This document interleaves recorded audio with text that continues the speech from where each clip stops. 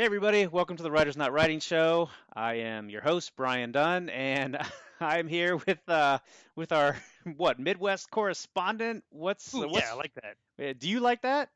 I thought I Here was from the kind of heart of Middle shortchanging you by America. saying that. I like Okay, it. all right. Well, if you like it, that's what we're going to go with. This is Ryan Myers. He is a writer as well. Actually, spoiler alert: we work at the same company, It's right? true. Do we not? And now, actually, because of some organizational changes, as they call them, you and we are on the same team. We're bosom buddies now. I don't feel very bosomy, Well, actually. I do you? I mean, maybe maybe after our meeting tomorrow, where we all kind of get together and we're like, "This is awesome." Maybe I'll feel more bosomy. well, I'll bring that up. I'll say, that I've been on the brand team for a while, but I really want more buxom in my life, and we'll see how that lands. Man, who doesn't want more buxom? So anyway, so this is as you guys know who've seen the show before, this answers the question, why am I not writing as much as I should be? But in this case, we're turning the tables because I have a guest, so it's going to be, hey, Ryan Myers, why are you not writing as much as you should be? What's been keeping you from writing recently? What's going on, in other words? What's going on? Yeah. Well, there's so many excuses I could give you, but none of Okay. them feel sincere or valid. That's always the problem. Okay. We don't ask for sincerity Or validity. or But anyway, validity. Yeah. um, Not necessary. I think the easiest answer is distractions are so goddamn tempting that Yeah. even when you're about to start writing, like, all right, got the laptop open, Mhm. Mhm. got a glass of my drinking beverage of choice, normally whiskey. Like, I'm ready to tackle this thing, Mhm. or HBO Go has Tango and Cash right now, Oh, so Tango and Cash. I could watch Tango and Cash instead of doing something. Right. Are you more of a Tango man or more of a Cash guy? I'm certainly more of a Cash guy. More of a Cash guy. Yeah, that my inner Kurt Russell really just shines more often than my inner Sylvester Stallone does, I Does think. it? Okay, I Mhm. think you could pull off either personally, No, thank but you. Thank oh, you. you're welcome. You're welcome. All Yeah, right. but I think in our dynamic, I think you're the tango and I'm the cash. Maybe that's presumptuous. I hope that's not offensive, but that's how I would Offensive. I don't see know. it. Should I be offended at that? I Being don't, called the Tango? Tango's a cooler name. I that can is tell you. true. I can tell you that. I'm because usually you would say I'm Tango, he's Cash. I think Tango would always get top billing, and that's why it does because it's such a cool name. Yeah, that's true. Cash and tango does not work. But No, it doesn't. I'm happy to play second fiddle to you. Wow. Okay. Well, tune up that Stradivarius, my friend, because that's what you're doing. What are you are you drinking already? What are you doing? What It's time is it there? It's 9 in the morning. 5:50. It's 9 in the morning here. What are you? First It's off, it's not. uh, it's always 5 o'clock somewhere, as they say. But I have Yeah. never understood that bizarre you can't drink, it's too early. Like, the booze doesn't care. Booze Oh cannot no. tell time. No, no, it can't. It wants you to drink early and often. And I have it on good authority that Hmm. whiskey tastes the exact same at 9:37 in the morning as it does at 5:52. So Maybe so, but really, what how? am I waiting for? Maybe so, but how does the shame feel at Um, 9 a.m. versus well, I think 5 p.m.? the shame's a little peaty, a little smoky. Yeah. Does the shame fit better though? Later on. I don't. You don't have to justify it to Interesting. me. I mean, liquors should be listed then by both alcohol by volume and shame by time, because, like, Yeah. you can drink a mimosa at 9 o'clock in the morning and feel fine.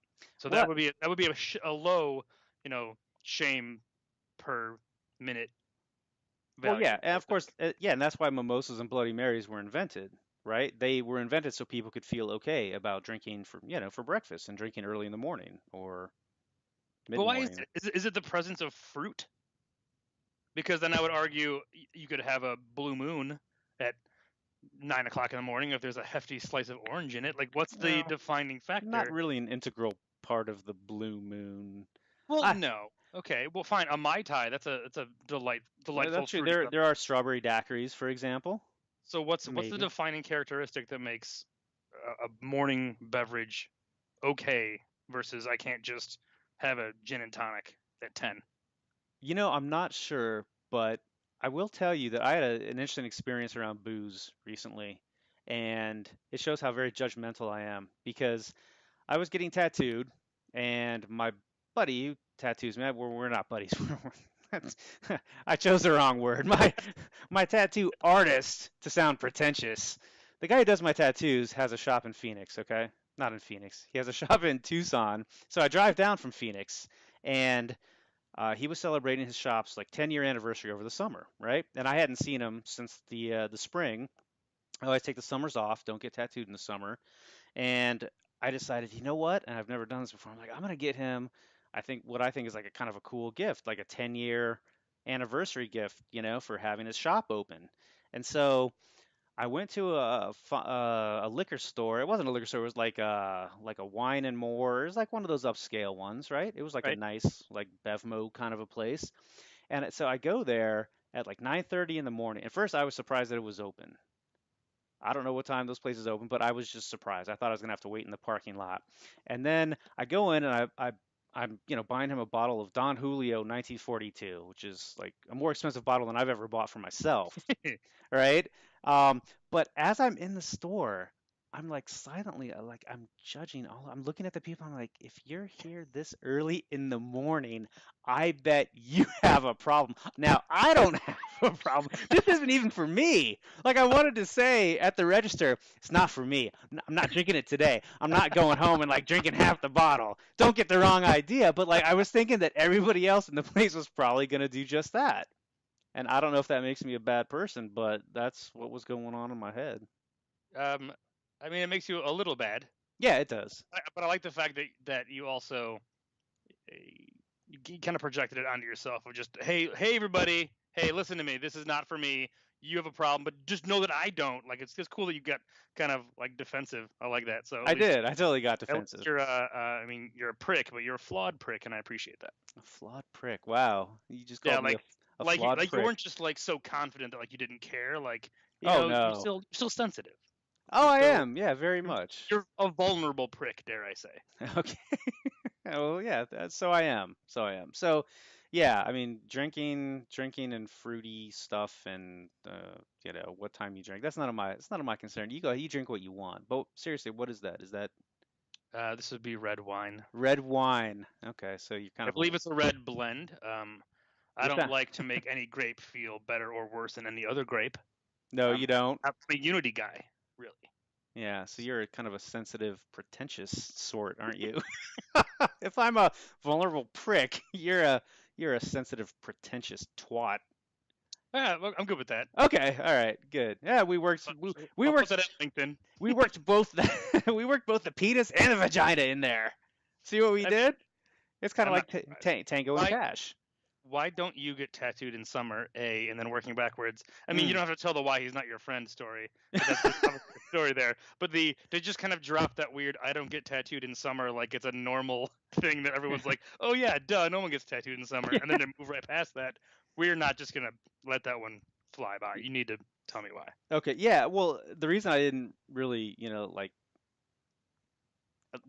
well, the reason why I didn't elaborate on that is because it's probably not all that interesting to people. It's just the mere fact that in Phoenix, where I live, where you lived for a while, summer is swimming season. And my daughter loves to swim, and you can't swim if you have a fresh tattoo. It takes, like 2 weeks or whatever that you're out of commission.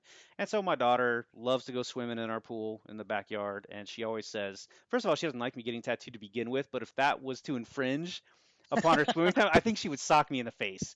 So she says, at least don't get tattooed during the summer, and I honor that request because I'm a good father. You Yeah, are. I am. And the reason why he's not my buddy is just simply because I've never seen him outside the tattoo shop. So it just sounds weird. Oh, my old Oh buddy. yeah. Yeah, it's no. I mean, I'm no. I'm not the. Uh. Oh shit. Can we pause this? Sure. Hold on. Wait. I'm gonna get the. Hold on. You can hear this. Hello. Yes. Yeah, Dave. Yeah. About how long do you think? Okay. Sounds good. We'll see you then. Thanks. Bye.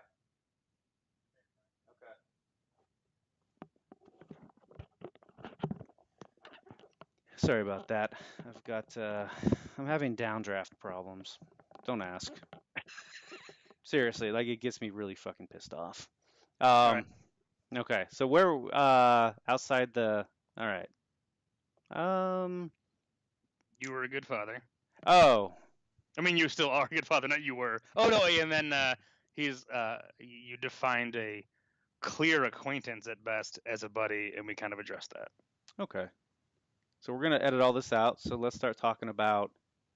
So are you a good father? What do you say, Ryan? Yes, I mean, Wait, hold on. Before you answer, you strike me as just like the fun father who's like, absolutely eat Cocoa Puffs for breakfast, lunch, and dinner. And you know what? When you get childhood diabetes, we'll just deal with it then. Do I have that pretty correct? yeah, for the most part. But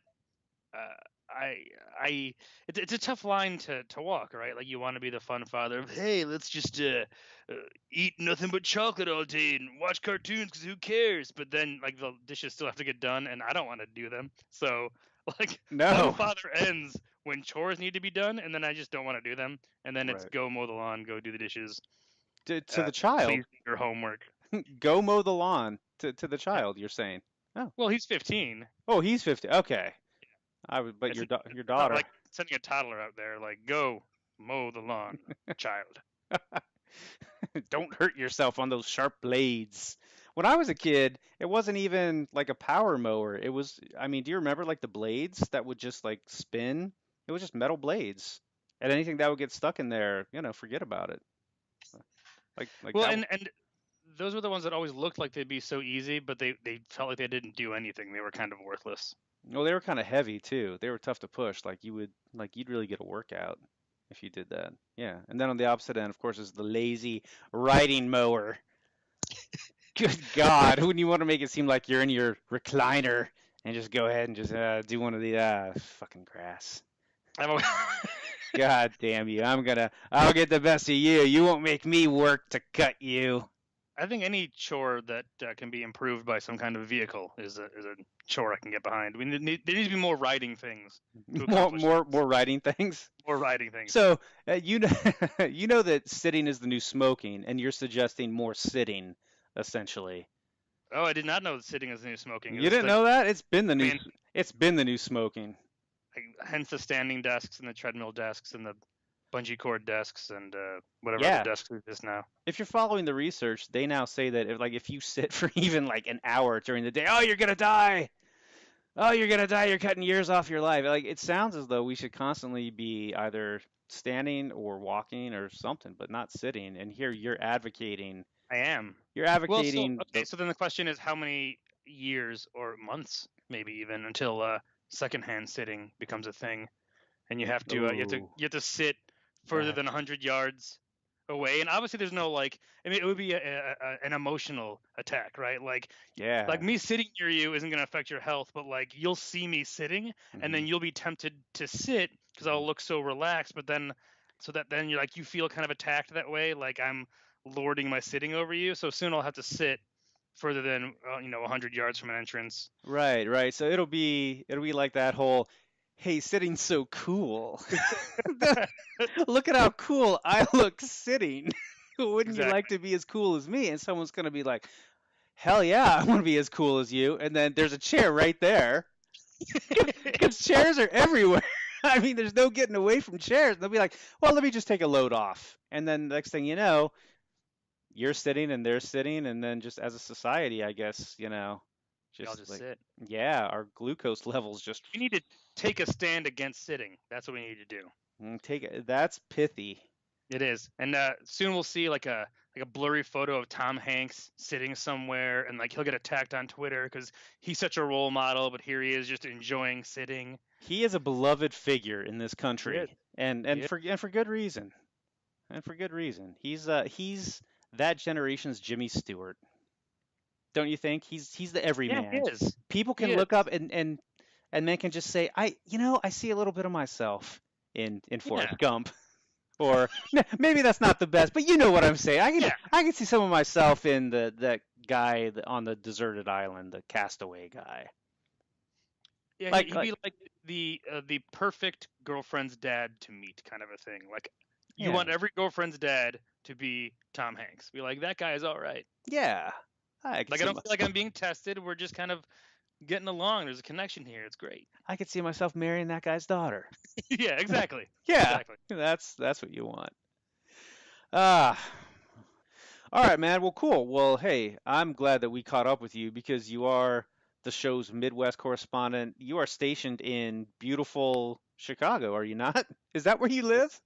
Lake in the Hills, which is a lovely suburb of Chicago, which sounds like really fancy and big, but it's a very small lake and very low hills. But there's still a lake and they're still in hills, so it still works. There's just not truth in advertising.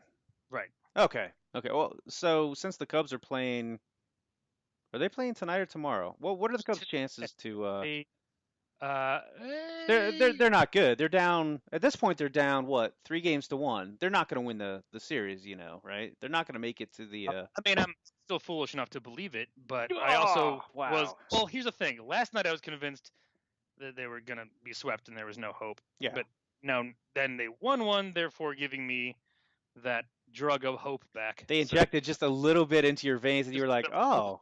Maybe. Oh, Yeah. Cinderella story. I mean, you can't really be a Cinderella story when you're already in the championship, but whatever. Yeah, don't pull that shit. don't pull the repeating champs Cinderella story narrative. Come on. That might have been a tough sell. That, All right. yeah, that is a tough sell, especially for a Cleveland Indians fan. So, yeah, screw you, man. All right. Well, cool, man. So we'll be checking in with you, every so often, probably more than that. And thanks for being on the show. Thank you. All right, thank you. We'll catch you later, man. See you, Bye. Ryan Myers. Bye. All right, thanks everybody for watching. We'll see you later.